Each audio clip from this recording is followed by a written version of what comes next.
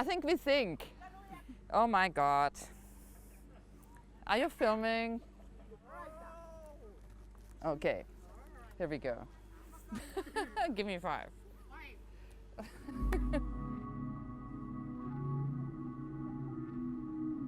We are in Papua New Guinea. We started from Port Moresby, which is the capital. And from there we went on to Samurai, another island.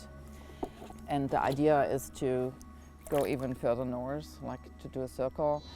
The whole expedition is part of the Kula ring. The Kula ring has 2 directions. And one is clockwise, one is counterclockwise. And it was about exchange of goods, but the experience of exchange. And it came along with, like, in one direction you use armrests, and in the other one you use a necklace as a form of a ritualistic exchange.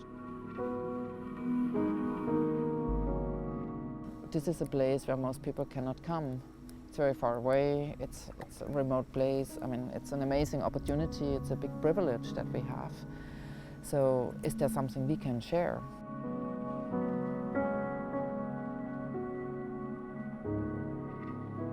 The whole TBA 21 triennium is a lot about climate change, what happens to the global oceans. The question to me is, how can we tackle that even? And one of the experiences is, of course, being here and see how self-sustainable those communities are. And they don't contribute to the global problem of climate change on a large scale. And I think it's really interesting to see that such a sustainable life is possible, because we kind of lose it in the West. We are so dependent that we even don't understand anymore that it might be possible to reduce consumption.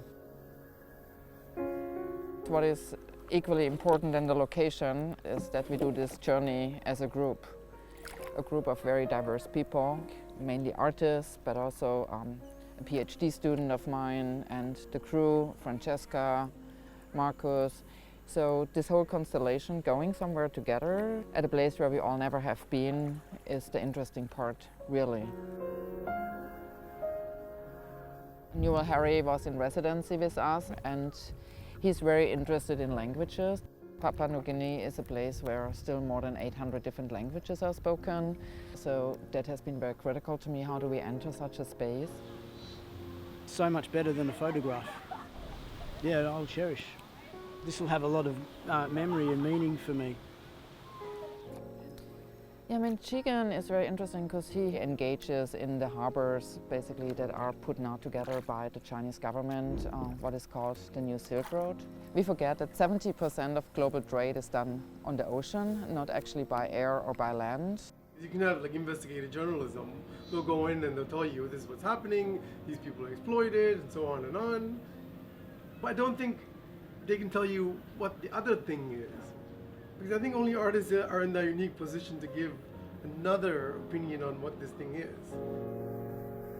Tua Greenford is also very interesting because he's interested in biological systems. So I'm quite interested in their very different takes. The ecological crisis is something that has been there, and doing art is and has been a way of reflecting upon those emotions and intimacy with the environment. Laura Anderson-Barbata, who is here, she worked with the Yanomami in the Amazon, also with local communities over a long period of time. So I have people with me who have experiences and did research in such a context. It's this whole chain of impact that's so important, so difficult to recognize. Everything we do has something that happens as a consequence, everything. I mean, Armin, for example, he works on a film since several years about the Anthropocene, which deals really like human-dominated environments. And how do we deal with this? And how can we find an equilibrium on this planet where we are maybe the biggest problem through our consumption and through our industrialization and our desires? And the question is, how can we cut back? These two worlds are so different, no? And we coming here, we affect also this world, and that's also responsibility. Armin looks into the globalization and climate change, what's going on the planet, from a very large distance, through satellites, through larger institutions. So coming here, going to ground, gives us kind of a context that really forces us even more to understand how different these worlds are and how much we actually consume.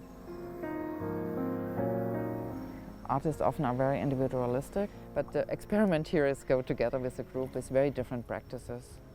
You know, can they get out of their comfort zone? Can we share this? Can everybody benefit from what we figure out now? That we get rid of ownership of what we discover here. Can they share what they experience, see here, and maybe produce as a follow-up?